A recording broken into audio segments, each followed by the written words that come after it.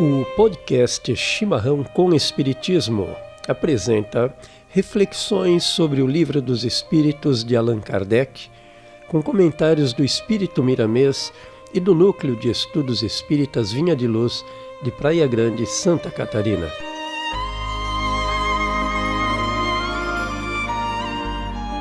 Neste programa abordaremos a questão de número 109, Escala Espírita, Segunda Ordem, Bons Espíritos, Quarta Classe, Espíritos Sábios.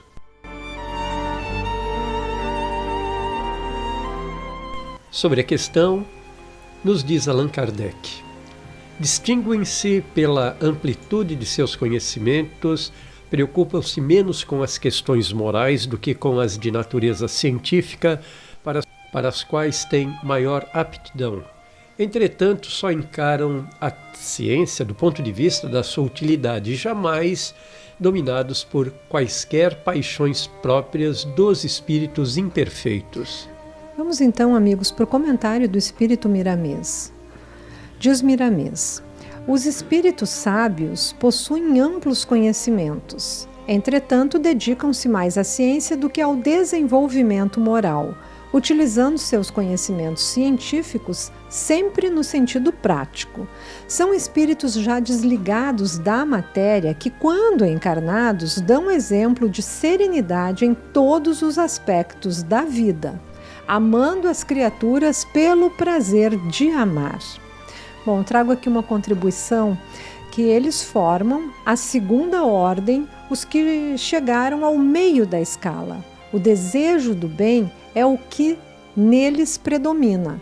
Cada um destes dispõe do poder de praticar o bem, de acordo com o grau de perfeição a que chegou. Assim, uns possuem a ciência, outros a sabedoria e bondade. Todos, porém, ainda têm que sofrer provas. Tudo que Jesus falou no Sermão da Montanha foi ao coração, ao sentimento. Não disse nada ao raciocínio, porque é pela inteligência que caímos. Ele não disse bem-aventurados inteligentes. Quando caímos pelo amor, o próprio motivo da queda faz com que nos reergamos. Mas, muitas das vezes, quando caímos pela inteligência, não nos sentimos caídos.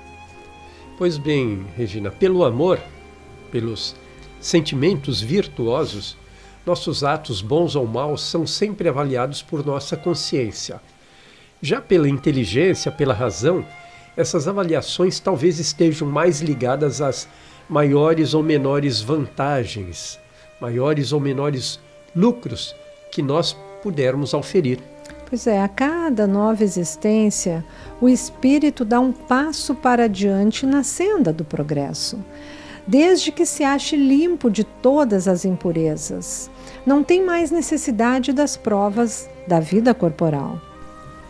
Amigos, o Espírito Miramês ainda nos diz: estes espíritos sábios estão completamente desligados da belicosidade, ao contrário de espíritos malfeitores que fazem das guerras o próprio alimento e as têm em suas vidas como honra para a nação a que pertencem. O que para os espíritos impuros, orgulhosos e egoístas pode dar origem até a uma revolução. A eles não provoca reações de desatino. Eu gostaria de fazer um comentário, então, em cima do trabalho do Miramês, dizendo que a paixão cega sempre.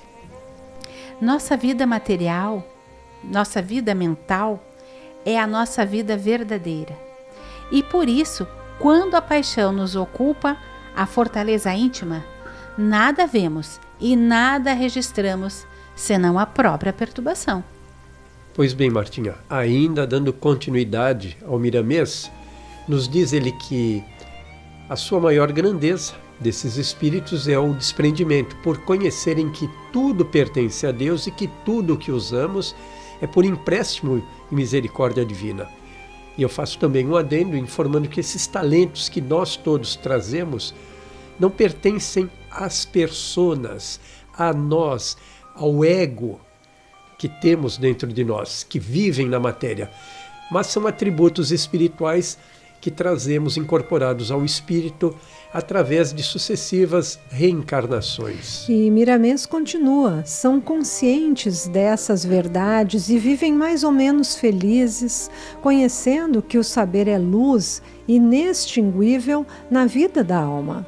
Conhecemos-los pela amplitude de seus conhecimentos e pelo prazer que têm em disseminar, ao contrário dos espíritos egoístas que escondem tudo o que aprendem por vaidade. Vaidade, é isso mesmo. Pois bem, vamos trazer alguns caracteres desta escala. É o predomínio do espírito sobre a matéria, desejo do bem. Suas qualidades e seu poder de fazer o bem estão na razão do grau que atingiram. Uns possuem a ciência, outros a sabedoria e a bondade. E os mais adiantados juntam ao seu saber as qualidades morais. Os espíritos pertencem a diferentes classes e não são iguais nem em poder, nem em inteligência, nem em saber, nem em moralidade. Estes espíritos compreendem profundamente que Deus é a inteligência suprema e causa primária de todas as coisas. Como nos informou Kardec na questão 1ª do Livro dos Espíritos, para que se efetue a jornada iluminativa do espírito, o que seria então indispensável, Regina? Pois bem, Paulo, deslocar a mente, revolver as ideias, renovar as concepções e modificar invariavelmente para o bem maior o modo íntimo do ser, tal qual procedemos com o solo na revivificação da lavoura produtiva ou com qualquer instituto humano em reestruturação para o progresso geral. E Miramês ainda continua nos dizendo que Deus nada fez com medidas e quanto mais damos com amor, mais recebemos. Quanto mais ajudamos, mais somos ajudados. E quanto mais alegramos, mais somos alegres. É dando que se recebe. Estamos aprendendo com Miramês. Ensina-nos o saber aquele que provém da divindade, que a luz do conhecimento deve ser qual o sol, fazer-se conhecido sem distinção, porque é dessa forma que nasce a fraternidade e que cresce o amor. E o palestrante espírita Cosme Massi tem uma frase muito bacana: a aprendizagem corre sempre. Com Kardec é apenas mais rápida e melhor. Olha que maravilha, né? Vamos aproveitar. Vamos alçar voos, amigos. E ainda falando um pouco, Miramês nos diz: os verdadeiros sábios foram e continuam sendo poucos na Terra. Dado o ambiente agressivo no mundo, eles são admirados, mas não ouvidos. São festejados, mas esquecidos. Grande parte da sociedade os tem como inofensivos, mas, na realidade, são inaproveitáveis por aqueles que encaram a ciência do ponto de vista das paixões e interesses tendenciosos. Por isso, são poucos. Pois é, e Miramês ainda mais uma vez diz: o futuro vai mostrar a necessidade desses espíritos nos caminhos da sociedade para ajudá-la a vencer as dificuldades internas, porque o homem que vence a si mesmo não encontra obstáculos externos. Os sábios são dotados da facilidade de liberar as raças para uma vida melhor, onde o bem possa crescer e a fraternidade dominar os corações. E, de acordo com a lei do progresso ensinada pelos espíritos superiores, estamos permanente num processo de evolução, né, Paulo? Permanentemente. E nesse sentido, Regina, quer queiramos ou não, somos obrigados a evoluir, pois essa aí é uma lei compulsória. Às vezes, com os nossos atos impensados, detemos o nosso progresso e também o da humanidade, mas nunca o retardaremos indefinidamente, pois que a transformação moral para o bem deve ser a tônica de nossa vida. O que adianta sabermos tudo o que há no mundo se não nos tornarmos melhores no convívio com o próximo? Paulo, lei compulsória. Um momento importante para uma pequena fala. E convívio com o próximo. Quer queira, quer não queira, eu vou ter que conviver, apreender através das outras pessoas. Não consigo superar obstáculos meus se eu não estiver convivendo, participando de grupos, conversando, trocando ideias, interagindo com aqueles mais difíceis, como eu. Exatamente, porque eu vou colocar aqui um dado bem médico, psiquiátrico. Essa necessidade de interação, ela é essencial porque quantas vezes nós apontamos no outro os defeitos que nós mesmos não apontamos em nós. Então, esta reavaliação constante que fazemos ao convivermos com o grupo é que nos dá o feedback, nos dá o retorno para que a gente olhe para dentro de nós mesmos. E quantas vezes admiramos no outro aquilo que ainda não somos. Então essa convivência, ao mesmo tempo que nos ajuda para que percebamos o quanto temos ainda que melhorar, porque aquilo que mais eu critico no outro é aquilo que eu mais tenho para melhorar, né? E aquilo que eu mais admiro no outro é aquilo que eu posso almejar. Não é uma inveja, é almejar a ser, porque eu vejo que o outro é um exemplo a ser seguido. Ou não seja, é isso, Martins? O outro é sempre um parâmetro, tanto para nos mostrar o que temos de negativo, como para nos mostrar o que podemos atingir de positivo.